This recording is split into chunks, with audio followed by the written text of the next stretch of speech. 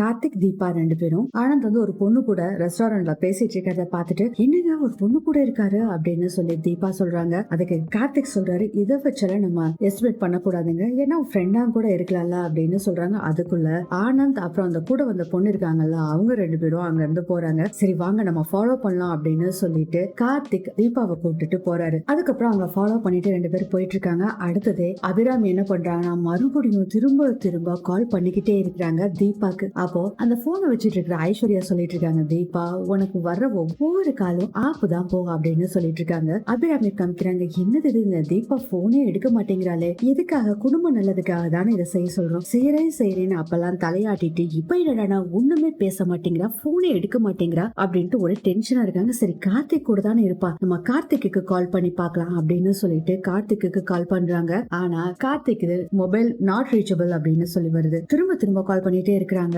போனே எடுக்க மாட்டேங்கிறாங்க. என்னாச்சு இவங்க 2 பேரும் எங்க தான் போனாங்க, ஏன் நாட் ரீச்சபிள்னே வருது? ஒரு வாரம் கூட தவறாம விளக்கு போட சொன்னாங்க, இப்படி பண்ணிட்டாங்களே அப்படின்னு சொல்லிட்டு என்ன பண்றாங்கன்னா எழுந்திருச்சு எங்கேயோ ஒரு பக்கம் போறாங்க. அபிராமி விளக்கு போட கொண்டு வந்தாங்க பாத்துங்க, பூப்பழம் அப்புறம் அந்த விளக்கு இதெல்லாத்தையுமே அங்கேயே வச்சுட்டு எங்கேயோ போறாங்க. அபிராமி காரை ஃபாலோ பண்ணிட்டு போன கார்த்திக் வந்துட்டே இருக்காரு. கடைசியில பார்த்தா நம்ம ஆனந்தோட காரை காணோம், எங்க போச்சு அப்படின்னு தேடுறாரு. மிஸ் பண்ணிட்டோமே அப்படின்னு சொல்லிட்டு இருக்காங்க. சார் இப்ப என்ன சார் பண்றது அப்படின்னு தீபா கேக்குறாங்க. அதான் தீபா தெரியல, இப்படி மிஸ் பண்ணிட்டுமே அப்படின்னு சொல்லிட்டு இருக்காங்க. நமக்கே ஒரு டென்ஷனா இருக்கே சார், மீனாட்சி அக்காக்கு தெரிஞ்ச எப்படி இருக்கும்? தீபா நீங்க மீனாட்சி அன்னிக்கிட்டையும் சொல்லாதீங்க, அம்மா கிட்டையும் சொல்லாதீங்க, இது நமக்குள்ளேயே இருக்கட்டும் அப்படின்னு சொல்லிட்டு அங்க இருந்து கிளம்பிடுறாங்க. கார்த்திக் தீபா 2 பேரும் நேரா அபிராமி என்ன பண்றாங்கன்னா வீட்டுக்கு வர்றாங்க. செம்ம கடுப்புல வர்றாங்க. ஐஸ்வர்யா ஆஹா நம்ம போட்ட பிளான் ஒர்க் அவுட் ஆயிடுச்சு போல இருக்கே அப்படின்னு பாத்துட்டு இருக்காங்க. மீனாட்சி அப்பதான் உள்ள வர்றாங்க. என்னாச்சு அத்தை இவ்வளவு டென்ஷனா வர்றாங்க அப்படிங்கும் போதே மீனாட்சி தீபா எங்க அத்தா, அவங்க இன்னும் வரல அத்தை. என்னது இன்னும் வரலையா? நான் போன் பண்ணா எடுக்க மாட்டேங்கிறா, என்னதான் இவ பண்ணிட்டு இருக்கா அப்படின்னு சொல்லிட்டு பயங்கரமா திட்டிட்டு அங்க இருந்து போறாங்க. கார்டன் ஏரியாக்கு அவங்க போயிடுறாங்க. ஆஹா சூப்பர், நம்ம போட்ட பிளான் நல்லா ஒர்க் அவுட் ஆயிருக்கு அப்படின்னு நினைச்சிட்டு இருக்காங்க ஐஸ்வர்யா. அப்ப மீனாட்சி கேக்குறாங்க, உனக்கு ஏதாச்சும் தெரியுமா அத்தையே இப்படி இருக்காங்கன்னு? ஐயோ எனக்கெல்லாம் தெரியாதுப்பா அப்படின்னு சொல்லிட்டு அங்க இருந்து போயிடுறாங்க. ஆஹா இவ ஏதாச்சும் பிளான் பண்ணிதான் இது மாதிரி பண்ணிட்டாலோ அப்படின்னு மீனாட்சி நினைச்சிட்டு இருக்காங்க. கார்டன் ஏரியால பயங்கர கோவமா அங்கே இங்கேயும் நடந்துகிட்டு இருக்காங்க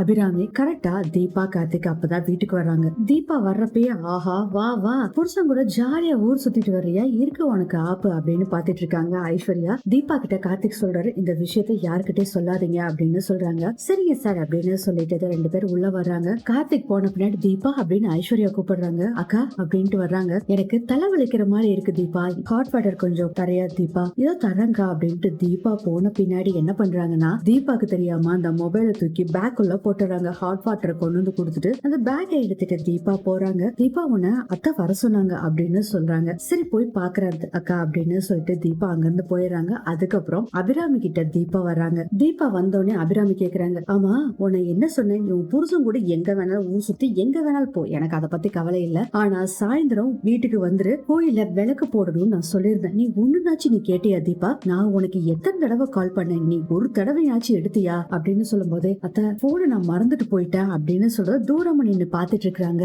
ஐஸ்வர்யா. இருட்டி உனக்கு ஆப்பு வைக்கிறேன் அப்படின்னு சொல்லிட்டு உடனே தீபாக்கு கால் பண்றாங்க ஐஸ்வர்யா. போன் ரிங் அடிக்குது. அப்ப பார்த்து பயங்கர கோவப்படுறாங்க அபிராமி. போன் எடுத்து பார்த்துட்டு நிஜமானே அத்தை நான் போனை தேடி பார்த்தேன், அங்க இல்ல, இப்ப எப்படி வந்தது எனக்கு தெரியல அப்படின்னு சொல்றாங்க. 12 வாரம் விளக்கு போட்டா குடும்பத்துக்கு நல்லதுன்னு சொன்னாங்க. அப்போ இந்த குடும்பத்து மருமகளா ஆகிறதுக்கு உனக்கு ஆசை இல்ல, அதனாலதானே நீ இது மாதிரி பண்ணிருக்க அப்படி கண்ணா அப்படின்னு பயங்கரமா திட்டுறாங்க. இதெல்லாம் பார்த்துட்டு அவ்வளவு ஹாப்பியா இருக்காங்க ஐஸ்வர்யா. தீபா என்ன சொல்றதுன்னே தெரியல.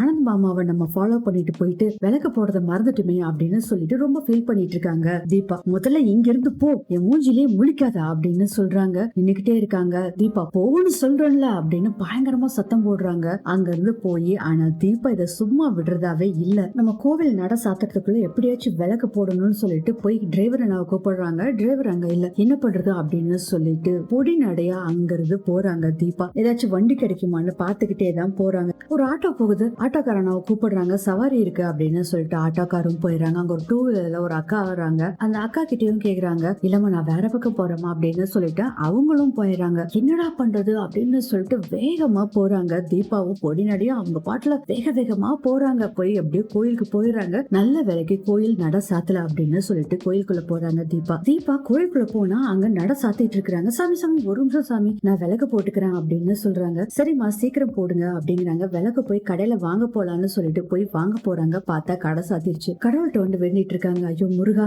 எனக்கே இப்படி சோதனை பண்ற அப்படின்னு சொல்லிட்டு திரும்புறாங்க. பார்த்தா அபிராமி கோவத்துல வச்சுட்டு போனாங்க பாத்தீங்களா அந்த தீபம் இதெல்லாம் அது அங்க இருக்கு. அத பார்த்தோன்னே எனக்காகவே யாரோ வாங்கி வச்சுட்டு போயிருக்காங்க முருகா, ரொம்ப நன்றி அப்படின்னு சொல்லி விளக்கு போட்டுட்டு அப்ப கடவுள்கிட்ட வேண்டிக்கிறாங்க. முருகா இது எதுவுமே நான் வேணும்னு செய்யல முருகா, ஏதாச்சும் தப்பு இருந்தா என்ன தண்டி என் குடும்பத்தை காப்பாத்து அப்படின்னு சொல்லிட்டு வேண்டிட்டு அங்க இருந்து கிளம்புறாங்க தீபா. அடுத்ததே நம்ம ஐஸ்வர்யாவை காமிக்கிறாங்க. ஐஸ்வர்யா ரூம்ல வெயிட் பண்ணிட்டு இருக்காங்க. அந்த சமயத்துல கரெக்டா வர்றாரு அருண். ரெசார்ட் விஷயத்த எல்லாத்தையுமே பாத்துட்டேன் அப்படிங்கிற விஷயத்த சொல்றாங்க. அதுக்கப்புறம் சின்ன சின்ன வேலைகள் தான் இருக்கு, அதெல்லாம் முடிச்சிடலாம். அப்புறம் ஐஸ்வர்யா ரெசார்ட்டுக்கு பேரு உன்னோட பேர் தான் வைக்க போறான் அப்படின்னு சொல்றாங்க. ஏங்க என்னோட பேர் எதுக்கு, அத்தையோட பேரு வைங்க, அம்மாவோட பேர் எதுக்கு ஐஸ்வர்யா, அந்த ரெசார்ட் அம்மாவை வாங்கி கொடுத்தாங்க நீ தானே வாங்கி கொடுத்த, அதனால உன்னோட பேர் தான் வைக்க போறேன். சரி சரி விடுங்க நம்ம அப்புறம் இதை பாத்துக்கலாம் அப்படின்னு சொல்லிட்டு இன்னும் ஒரு மாசத்துக்கு இங்க யாருக்கிட்டயுமே சொல்ல வேணாம், எல்லா வேலையும் முடிச்சிட்டு அப்புறம் சொல்லலாம் அப்படின்னு ஐஸ்வர்யா சொல்றாங்க. அருண் சொல்றாரு இவ்வளவு நாள் உன்னை புரிஞ்சுக்கவே இல்ல ஐஸ்வர்யா, இனிமேல் நீ சொல்றது மட்டும் தான் நான் கேட்க போறேன் அப்படின்னு சொல்றாங்க.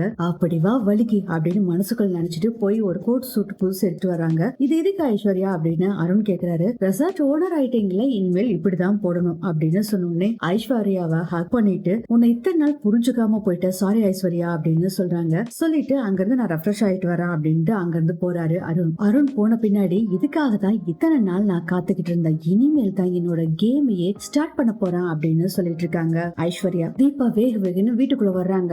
கார்டன் ஏரியால நின்னுட்டு இருக்காங்கல்ல, அபிராமி கிட்ட போறாங்க. அத்தை அப்படிங்கிறாங்க உன்னை அப்பவே போன்னு சொல்லிட்டேன்ல, இப்போ எதுக்கு நின்னுட்டு இருக்க, போ முதல்ல. இல்லத்த நான் விலக போட்ட ஒரு இடத்துல நிம்மதியா நிக்க கூட முடியல அப்படின்னு சொல்லிட்டு பயங்கர கோவமா அங்க இருந்து போயிடுறாங்க அபிராமி. ரொம்ப ஃபீல் பண்ணிட்டு இருக்காங்க தீபா. இதோட இந்த எபிசோட் முடியுது.